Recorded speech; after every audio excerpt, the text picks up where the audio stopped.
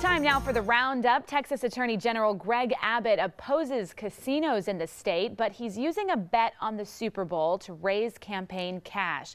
This is the page from his website. It says for a $5 contribution, you can predict the winner of the Super Bowl and win prizes. There is a disclaimer on the site that you do not have to contribute to win one of these prizes. Among the items up for grabs, a bumper sticker, t-shirt, or a signed flag. The Super Bowl is the most bet-on sporting event annually in Nevada. Millions are bet both legally and illegally.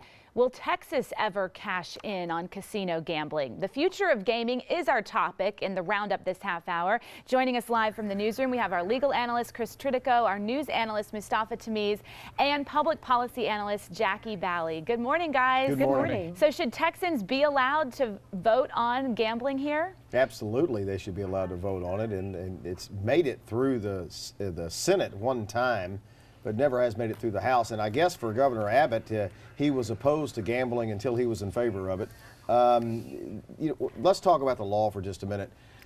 What he's doing is technically not gambling under the Texas Penal Code.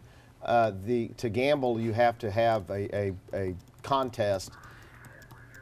The way Texas law works, I'm really not enunciating very well, am I? The way Texas law works, if you don't have to pay to play, then it's not gambling. It's kind of like the McDonald's Monopoly game. You can go in and get a free play if you want. Therefore, that's not gambling under Texas law. That's what Greg Abbott's doing. That doesn't make it gambling. But that really doesn't answer the issue, does it, Mustafa Tamiz? I mean, here's the Attorney General adamantly opposed to expanding gambling in Texas and really using a gaming device to raise campaign cash. I'm so disappointed. I bet you are.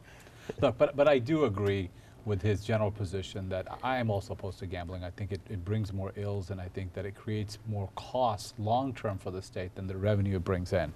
Having said that, the Attorney General seems to go after other people for infractions like this very vigorously, and he's very clear in his position that if you bend the law, break the law, or if you're not inaccurate or in your campaigns, that his campaign seems to be on the attack. So let's see how they handle it when it comes the other way around. You know, the governor's office says that he's opposed to gambling because it doesn't bring in the long-term jobs that casino owners say it does. And I'm watching Tillman Fertitta invest hundreds of millions of dollars in a 1,000-room casino in Lake Charles. If it didn't bring in money and didn't bring in the jobs that a 1,000-room casino is going to bring in, why would Tillman be investing in it? Well, it brings in a certain amount of dollars. There's no denying that.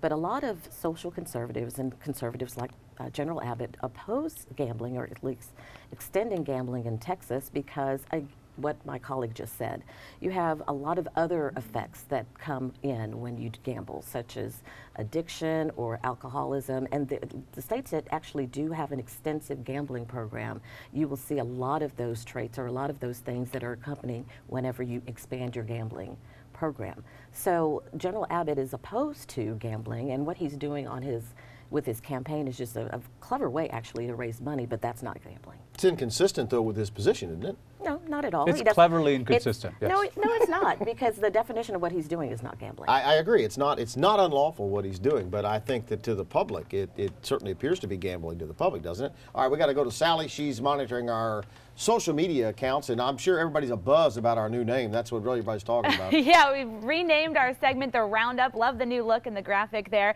But no, everybody always has an opinion about this. So Miguel says, why bring gambling to Texas when Texas is one of the few states that has a surplus budget? Let's not make it easy for folks to gamble their money. Let them go to Louisiana or Nevada if they want to do it. And then Patricia says Texans gamble anyway, so why not keep our money home? So we've got the two different sides there for you. And that really is the point, isn't it? I mean, you're sending billions of dollars out of state every year. If we're going to be doing it anyway, why not keep it at home? Well, I think that people have argued for a long time that gambling would help bring additional revenue, and one of the Facebook viewers says we have more revenue that we would do with, which is not true. Right. We need revenue. Right, that's true. Yes. We do need revenue. The fact that we have a surplus every now and then doesn't change anything. We're almost out of time. Why don't the Republicans allow the voters to vote on this? Just put it on the ballot and let the voters vote, because I mean the Republican Party's all about local control. So why not let the voters Well, pass if we put that on the ballot, then we have to put everything on the ballot. Why would we put this one What's wrong with particular that? policy? You want to put every single policy issue Well, on the ballot? my question is though, if you're about local control, why not let the voters vote on that? So why are we going to start with gambling? We could start with so many other serious issues that we're dealing with. Why would we put this one particular issue on the ballot, especially when polls show that most Texans don't want to extend gambling? Then put it on the ballot. It's over. Well, Real I don't understand why we would do that. Well, we're trying to do the voter ID law, so then it would win. That's when they will put it on. All right, we're going to leave it right Republicans there. don't like to gamble, I guess. We'll be back in just No, a few we don't. minutes, Sally, with another really good topic. All right, we appreciate it. We're going to keep it all Super Bowl related today for our viewers as well. Okay, thanks, guys. We'll see you back next half hour.